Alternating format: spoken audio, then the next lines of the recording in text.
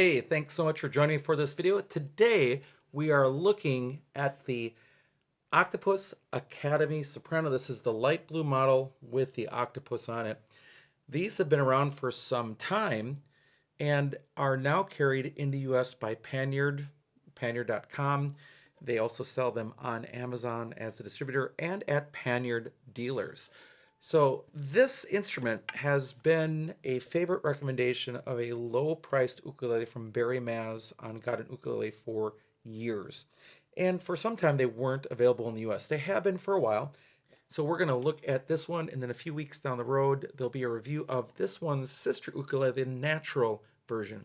And they are different enough that I do think that they warrant two different reviews, even though they're ultimately sort of the same model. So we'll get into that when I do a comparison video between the two.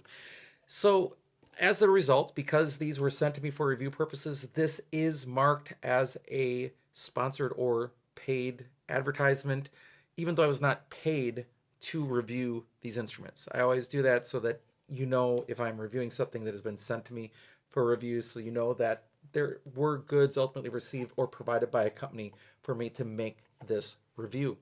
So we're going to do in this review is, first of all, talk about subjective categories that I talk about with all instruments. Then I'll talk about the specifications.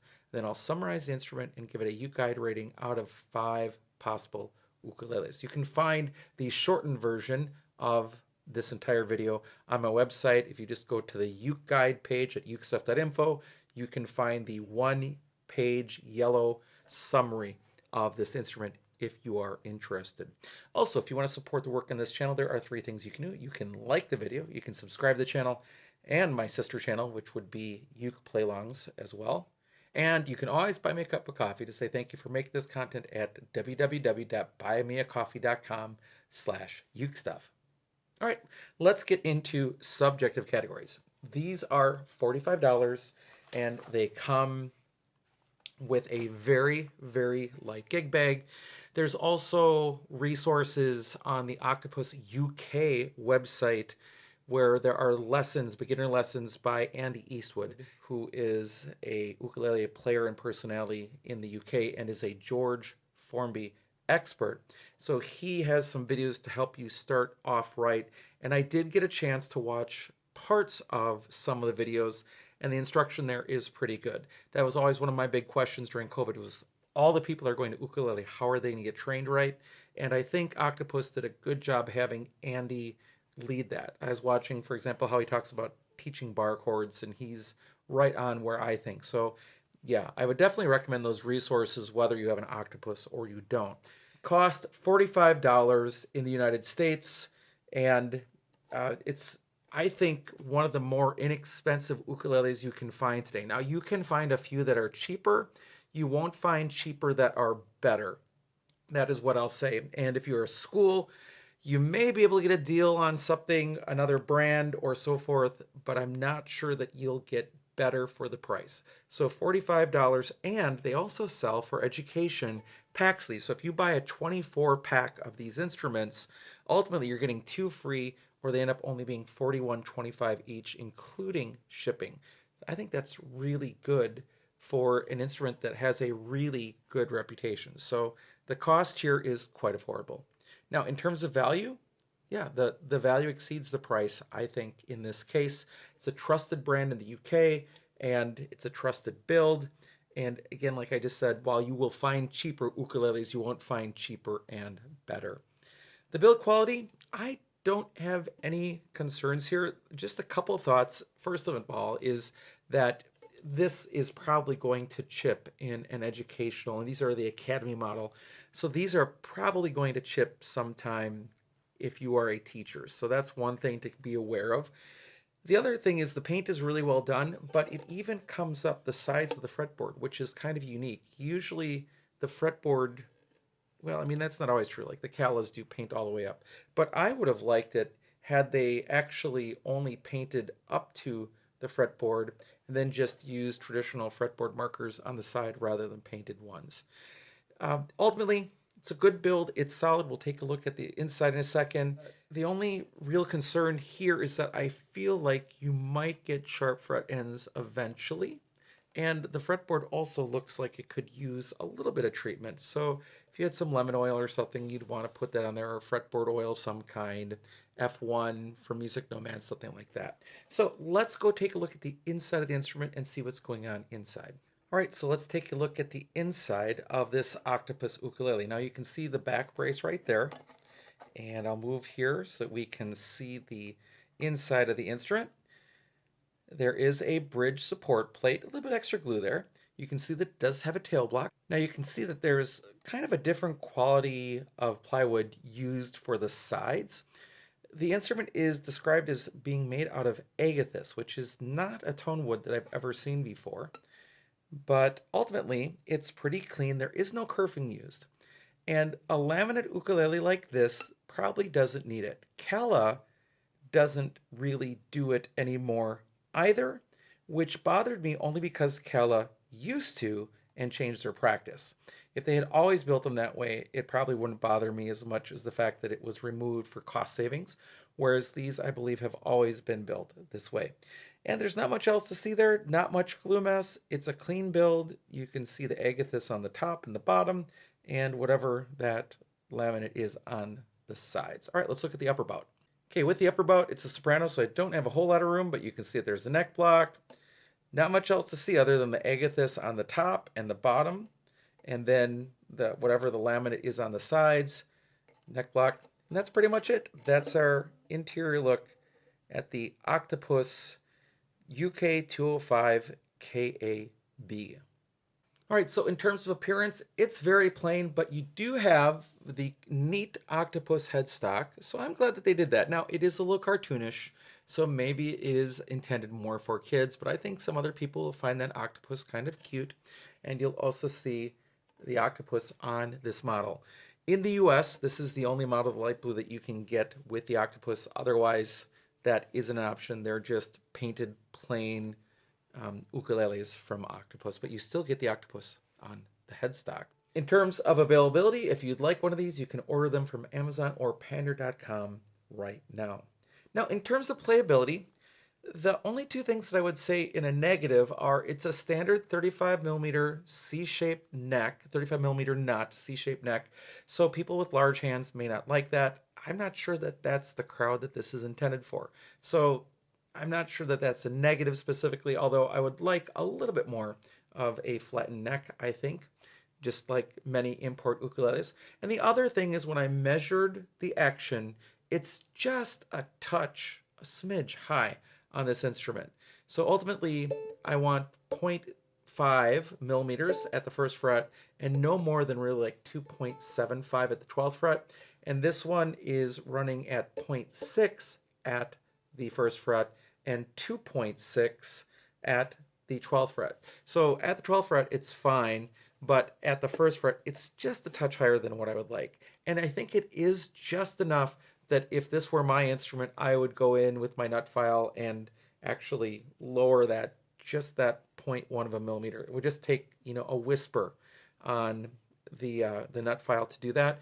But so it does potentially pull the instrument out of tune a little more than it needs to be, but it's not bad. So it's so close to perfect, but it's just not quite there yet. That's the only real negative with the instrument. Now, in terms of sound quality, it is a entry-level ukulele.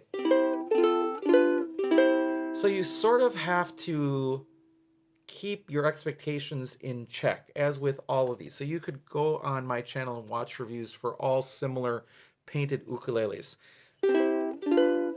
It does sound better than a lot of ukuleles in this price point, but it is a laminate tone, which sounds a little boxier, caught in on the warm side without all of the brightness coming out. It's not super loud. It has about 4 seconds of sustain if it's still doing it.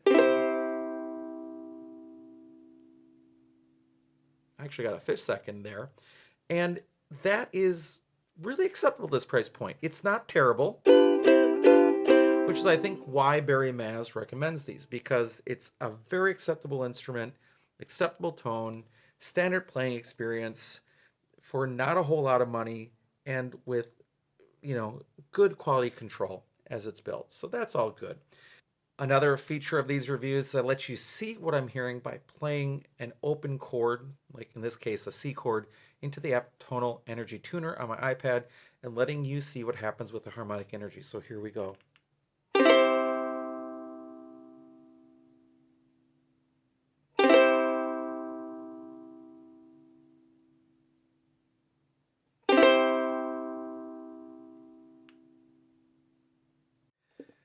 It's pretty much what you'd expect from an entry-level instrument. The tone is fine. It's on the louder side, but not super loud. I mean, you can really hit it. It's a little bit more towards dark than bright. It's a little boxy, but it's absolutely acceptable at that price point.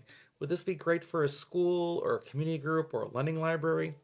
Absolutely. So now that we've talked about the subjective categories, let's get into the specifications. It is a soprano ukulele with a measured scale length of 13.5 inches from nut to saddle. It has 12 frets with 12 to the body, and it does have side position markers that are painted on. The body style is a traditional double bout, and this is a new one for me. The soundboard is agathis or cowrie. The back appears to be agathis or cowrie. I'm not sure what the sides are because they look like a different tone wood on the inside. The fretboard says that it's walnut in the descriptor, but it looks a lot like rosewood to me. The bridge here, which is a tie bar bridge, is also supposed to be walnut, and again looks a lot like rosewood to me as well. It is not a radius fretboard, which is what you'd expect, and the nut and saddle appear to be plastic, which is just fine. It's not a compensated saddle, so the saddle is straight across, and the finish, of course, is a gloss paint. The overall length is 20.875, allowing for the little bump here of the octopus, and it weighs 13.8 ounces, so it's very light. It has open geared tuners that work just fine. And then here is really the only negative thing in the instrument is that the action at the first fret is 0.6 millimeters, just a smidgen too high. The action at the 12th fret is fine at 2.61 millimeters.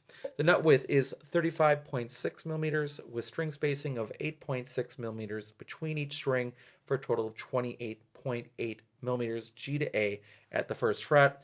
Pretty common spacing for a 35 millimeter nut. And the depth of the neck, it's a pretty chunky C-shaped neck at the third fret from the top of the strings to the bottom of the neck at the third fret is 21.3 millimeters, which again is pretty much like you would expect. Now that we've talked about the subjective categories and specifications, let's summarize the instrument and give it a UkeGuide rating out of 5 possible ukuleles. And as we do this summary, again, let me just state that this instrument was sent to me for review purposes by Panyard, so that is why this video is marked as a paid sponsorship. All right, the Octopus Soprano Ukulele has been a long time favorite of Barry Maz at the Gada Ukulele channel, who was really the pioneer of online ukulele reviews and remains as the leader in this category. So Barry has really recommended this. They were only available in the UK for some time, but they have been imported into the US by Panyard. Panyard makes a bunch of steel pans and other percussion instruments. And you can find these either on Amazon, on Panyard, or Panyard's dealers to purchase, and they're $45 shipped. This is a painted ukulele, so my expectation is, like many other painted ukuleles, it will probably chip over time. That's to be expected. You can buy it without the octopus, and that's really cute. And I do wish that it wasn't painted on the sides of the fretboard right there. I wish that the paint had stopped right underneath the fretboard. As a result, painted position markers were used here, which is fine, but I like traditional, position markers, and I don't mind having that fretboard being unpainted on the side. You may eventually have to deal with some sharp fret ends. I can sort of feel it, and it's humid where I am. I'm in the Twin Cities of Minnesota right now, and it's the summer. It's August, and it's humid, and you can still feel the fret ends just a touch. Again, that can happen with every brand, so these real negatives are not, in terms of negatives, very big at all. but it is something that you might have to worry about. And when you do, when you have the fretboard painted on the side like that, that's where you could chip the sides of the fretboard anyway, dealing with sharp fret ends. So that's another reason why I wish that that wasn't painted. And the fretboard here probably could use some treatment, like some lemon oil or some F1 oil from Music Nomad. Action is just a touch high, I mean literally just a touch at the first fret, and I think this is a great starter instrument. If you're going to drag the instrument to a bunch of different places, you might want to get a different gig bag than the Octopus gig bag, buy a different gig bag for it. You are going to have a hard time finding a cheaper instrument that's better than this instrument. So for an entry level basic painted ukulele, maybe schools are going to buy it, maybe you're going to buy it for a kid that's just learning how to play ukulele and you don't want to spend a ton of money, this is a really safe way to go for a laminate based instrument. So what rating would I give this instrument? I would give this one a 4 out of 5 possible ukuleles.